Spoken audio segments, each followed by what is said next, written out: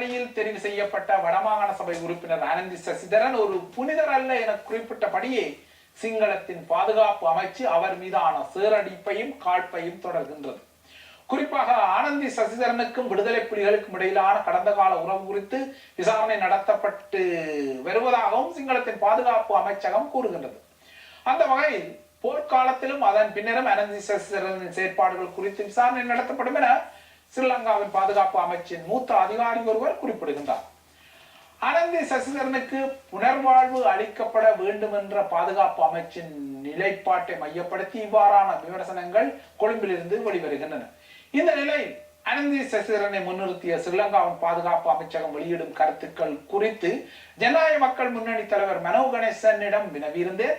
அவர் இது குறித்து ஒரு காட்டமான கருத்தை வெளிப்படுத்தி இருந்தார். மனோ கணேசன் அவர்களே வணக்கம். வணக்கம்.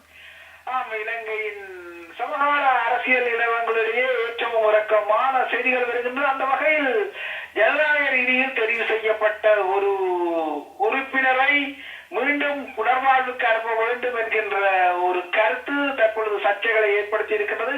அந்த கருத்திற்கான எதிர்வினையே நீங்களும் ஒரு காரசாரமான அறிக்கையூடாக வெளிப்படுத்தி இருக்கின்றீர்கள். கூறுங்கள், அனந்தி சசிதரனை புனர்வாழ்வுக்கு உட்படுத்தப்பட வேண்டும் என இன்றும் ஸ்ரீலங்கா பாதுகாப்பு அமைச்சு கூறுகின்றது. இதனை எவ்வாறு நீங்கள் நோக்குகின்றீர்கள்? இலங்கை பாதுகாப்பு அமைச்சு சாதகத்தை சார்ந்த அதிகாரிகள் இது சம்பந்தமாக அளவுக்கு அதிகமாக மீறிப்பட்ட கருத்துக்களை தெரிவித்துக் கொண்டு வருகிறார்கள். இவர்களது ஆலோசனைகள் இந்திய அரசாங்கம் கேட்பதனால் உண்மையை சர்வதேச ரீதியாக இந்த அரசாங்கம் வெளிமன்றர்கள் என்று கருத்துக்கள் கிடையாது. அதைத்தான் கடந்து இந்த உரையை குறிப்பிட்டிருந்தேன். அதாவது இந்த அரசாங்கம் தானே தேடி சென்று காலை நெருக்கடியை வந்து கொண்டிருக்கின்றது. வடக்கே மகாராஷ்டிரை நடத்திவிட்டோம் என்ற ஒரே ஒரு காரியத்தை தான் அவர்கள் உணர்வு சொல்லிக் கொண்டிருக்கிறார்கள். எதுவுமே தமிழ் மக்கள் சார்பாக இனப்பிரதி தீர்வுக்கோ அல்லது மனித வேற மற்றவர்களாகவோ செய்து முடிக்கவில்லை.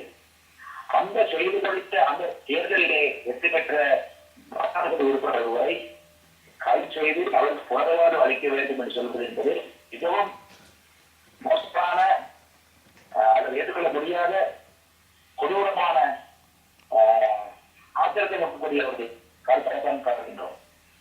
அவர் அந்த மகாராஷ்டிர உறுப்பினருக்கு அனந்தி சசிதரன் அவர்களுக்கு வாக்களித்த அனைத்து மக்களையும் ஏற்கனவே 80,000 மக்கள் வாக்களித்ததை நினைக்கின்றேன். அந்த அனைத்து மக்களையும் அவமானப்படுத்தும் ஒரு செயலாக இதை நான் பார்த்திருக்கேன். உண்மையை இவர்கள் சொல்லும் காரணம் அவர் திருமணமாத கருத்துரைகளை வாக்களித்துக் கொண்டிருந்தார் என்று சொல்கிறார்கள். உண்மையில் திருமணாத பரப்புரையை உருவாக்குகிறார்கள். ஆனால் அதை ஜனநாயக மக்கள் வந்து ஏற்றுக்கொள்ளாது. ஆனால் எது புரிவா என்ற கேள்வியை நாங்கள் இங்கே எடுக்க வேண்டிய தேவை ஏற்பட்டிருக்கிறது. இனங்களையும் மதங்களையும் பிரித்து சிறுபான்மை மக்களின் மத இன மொழி உணர்வுகளை தடை செய்யும் முகமாக செயல்படுவதுதான் பிற்பனைவாதம். இந்துக்களின் இஸ்லாமியர்களின் கிறிஸ்தவர்களின் கோவில்களையும் பள்ளிவாசலையும் தேவாலயங்களையும் அடித்து உடைத்து நொறுக்கிவிட்டு சொந்த மக்களுக்கு சர்வதேச ரீதியாக சிபாரிசு செய்யப்படக்கூடிய 11 திருத்தம் என்ற அடிப்படையிலே ஒரு வழக்கில் ஒரு தேர்தலை நடத்திவிட்டு மகாராஷ்டிரை அமைத்து விட்டு அதுக்கு பிறகு சட்டத்தின் கூடிய உரிமையை கூட தர மறுக்கும் இந்த அரசாங்கம் தான் அப்புறம் துணை அரசு செயல்படக்கூடிய உங்கள சேனா ராவண சேனா போன்ற பௌத்த தீவிரவாத அமைப்புகள் தான் உண்மையிலேயே பாரி திருடவாதிகளாக விஷயப்பட்டுக் கொண்டிருக்கிறார்கள். அவர்கள் செயல்படுவதன் காரணமாகத்தான் தமிழ் மக்கள் திருடவாதத்திற்கு தள்ளப்படுகின்றார்கள். வரலாறு விஷயங்கள் தான். இந்த முஸ்லிம் மக்களும் கூட அத்தகைய பிரிவினவாத நோக்கத்திலே தள்ளப்பட்டுக் கொண்டிருக்கின்றன நான் காண்கின்றோம். ஆகவே பிரிவினவாதிகளை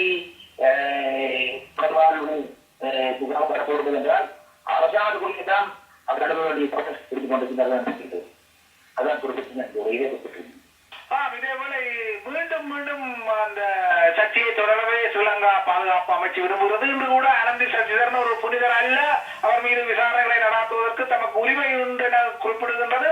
நீங்கள் கூறுவது போல அந்த அப்பை தேடி சென்று அமர்கின்றது ஜெனீவா அமர்வுகள் நெருங்கிய நிலையில் இதனை எங்கு கொண்டு போய் இவ்வாறான நகர்வுகள் ஸ்ரீலங்கா அரசை அனைத்துலகத்தை அரங்கில் விடக்கூடும். இலங்கை அரசாங்கம் ஏற்கனவே சர்வதேச நெருக்கடியை செலுத்திக் கொண்டுதான் இருக்கின்றது. இப்ப அவர்களுக்கு தலைக்கு மேலே வெள்ளம் போய்விட்ட பிறகு உள்ளம் போல என்ன தான் போனது என்ற அடிப்படையில் அவர் ஏற்பட்டுக் கொண்டிருப்பதாக நினைக்கின்றேன். இன்று கடந்த ஜெனீவா அமர்வின் போது தீர்மானத்துக்கு இதுவரை சொல்லப்பட்டக்கூடிய எந்த ஒரு விவகாரத்தையும் விடயத்தையும் விலகி அரசாங்கம் அது கடப்பாடாக செய்து முடிக்கிறது. இந்நிலையிலே இந்த முறை சிக்கல் மாற்றப் போகின்றோம் என்று தெரிந்த பிறகு ஆகவே எப்படி மாற்றப் போகின்றோம் பயன்படுத்தப்படுகின்றோம் என்ற அடிப்படையிலே அதிகபட்சமான முறையிலே அடாவடித்தனமாக அரசாங்கம் செய்யப்பட்டுக் கொண்டிருக்கின்றது. இது விளைவுகள் நாங்கள் மார்ச் பார்க்கத்தான் போகின்றோம். இறுதியாக மனோகரன் அவர்களே, மேல் மாகாண சபைக்கான தேர்தல் நெருங்குகின்றது. எவ்வாறு இருக்கின்றது ஜனநாயக மக்கள் முன்னணியின் வியூகம்? நாங்கள் எங்கள் பிரச்சார செயற்பாடுகளை ஆரம்பித்து விட்டோம்.